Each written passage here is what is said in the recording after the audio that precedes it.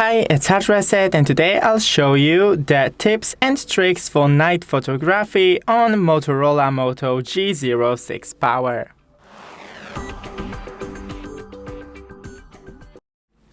So first, go into your camera and more than night vision. That's the most important part.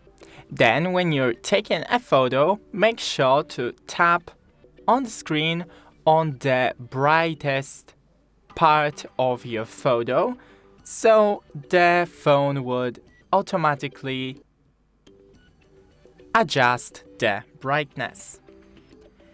Remember to keep your phone still, and the best thing to use is the tripod or just a stable surface. Try to avoid using your hands because they may shake too much, and of course not use as much zoom. As you can see in the night photo, current module function is on, cannot change zoom value, so that's the best.